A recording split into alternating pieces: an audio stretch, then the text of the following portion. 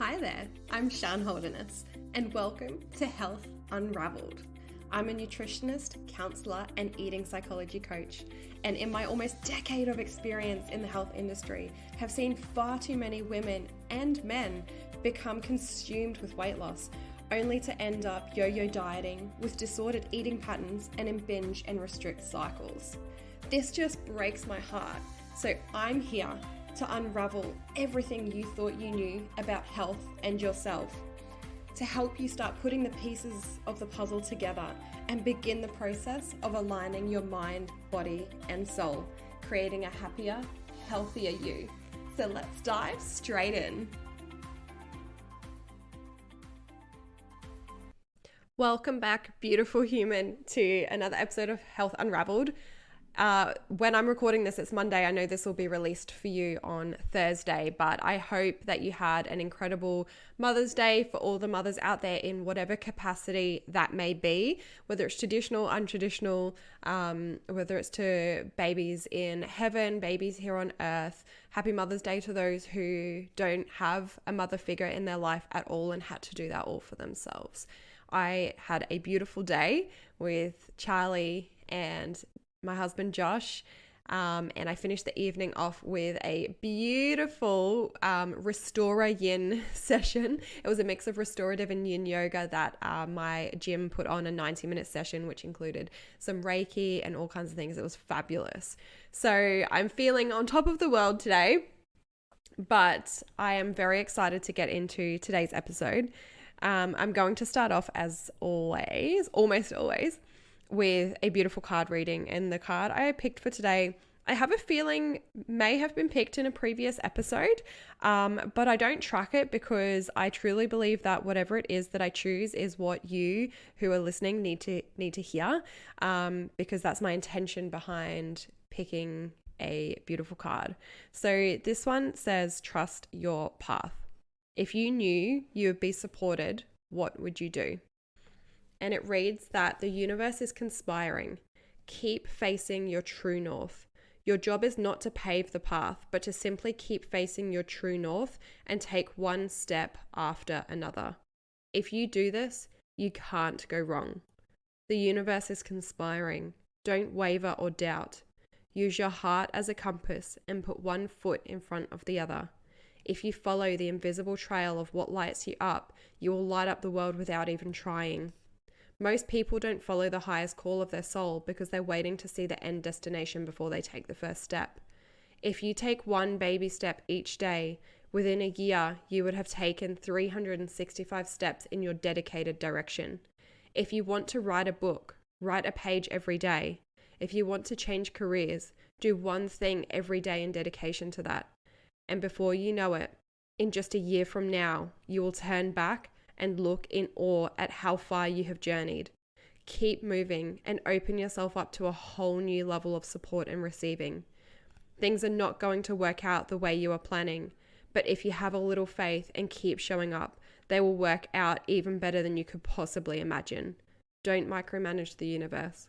Trust your path and let your soul lead the way.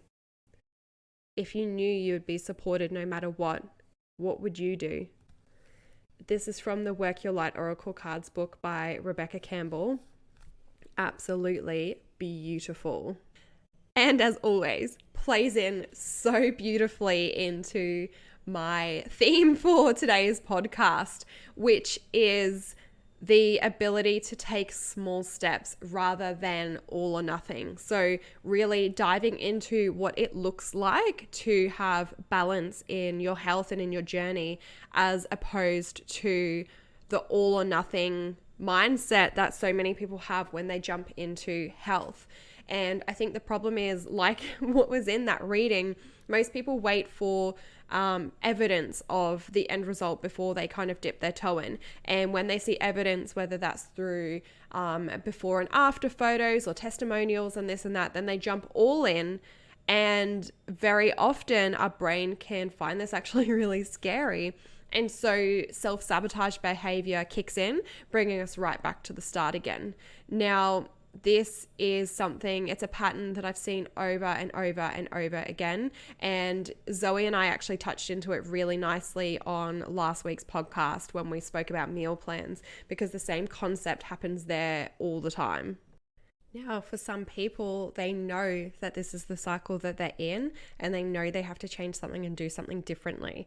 And this is what I call the inquisitive person, right? Because they're inquiring as to what a different approach would look like. And then there's some people that have no idea that this is the place that they're in because they just want to get to the other side. And if that's you, that's absolutely okay. This is what this podcast is here for. It's to unravel what we think that we already know. And a big clue for me about who these people are is when they come to me and they're like, I just need a plan. I just need something to follow. I'm ready to commit 100%. Things really have to change. And I really appreciate how excited they are for change and to create change, and their desire to be in a different space than what they're in. But I was going to say 9 times out of 10, but to be honest, it's actually probably even more than that. It's almost 10 out of 10 times. And I've been doing this for a long time. I've seen so many people go through this cycle over and over again. And those people that go all in, it's all in, complete life overhaul, straight up. And it might be 1 week down the track. It might be 2 weeks. It might be 6 months. Right? This is how long I've seen this play out for. It might be 6 months down the track, and one thing happens. Usually it's one thing, or it may be a buildup of things, and then they are straight back to where they started again, and they really struggle to kind of get back on board, because in their mind they, that's it. We failed. That's it. I failed. I'm done.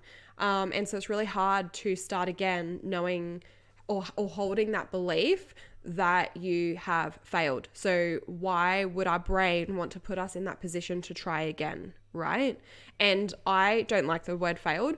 I believe that the only time you have failed is when you have stopped trying. All the time that you're trying, you have not failed. However, our minds feel like we have failed, and we don't want to fail, right? For many of us, for me, I actually am like, okay, what am I going to learn here? That didn't go the way I planned, but what am I going to learn? But it's taken me such a long time to be able to have that belief and that mindset. And I still don't like it. I still don't like that place. But I've come to terms with the fact that sometimes that just happens.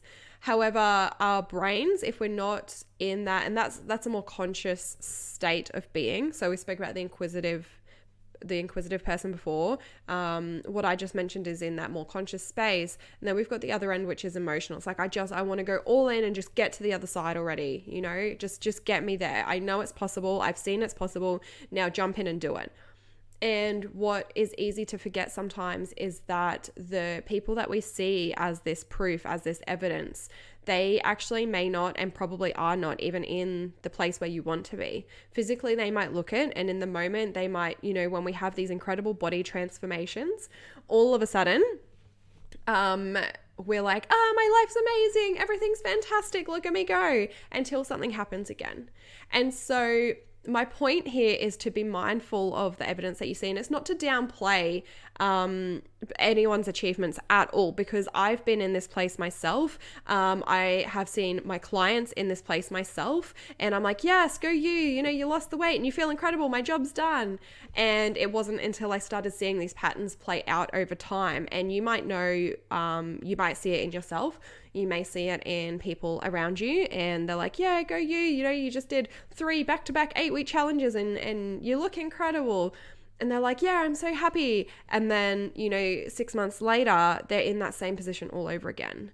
And not everyone does this. Don't get me wrong. Please don't get me wrong. There are some people who utilize that and are able to make the changes that they need to make for the long term.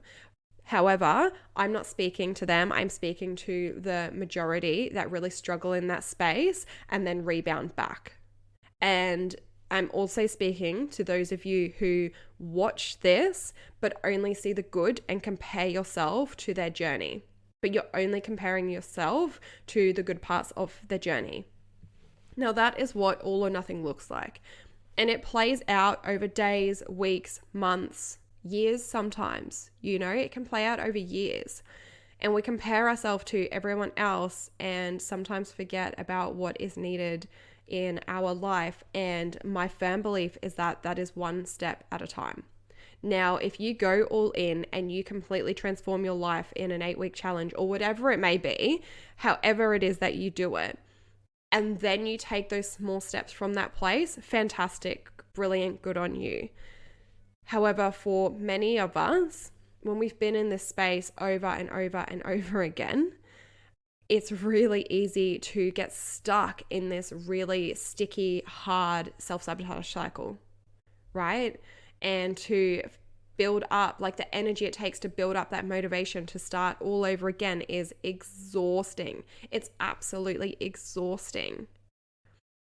And so I want to share with you what balance can look like. And the problem is that this doesn't happen over 8 weeks. It doesn't happen over 12 weeks. In fact, you may not feel that it's happening for a year or more. And that's why so many people avoid doing this and yet will spend an equal amount of time in self-sabotage and all or nothing cycles instead. And what balance looks like is taking one small step at a time in the direction that you want to go. And that may be consuming more protein. You know, it may be starting with the health foundations. And if you're unfamiliar with health foundations or the pillars of health, then I encourage you to go back to one of my previous episodes. I think there's actually 2 where I've discussed these in detail. And I really encourage you to go back to that space. And it may be starting there. It may be starting with listening to your hunger and fullness signals. You know, it may be starting with body image. It may be starting with, for example, my emotional eating workshop, which helps you understand the ways in which emotional eating starts and how to overcome it by working through it.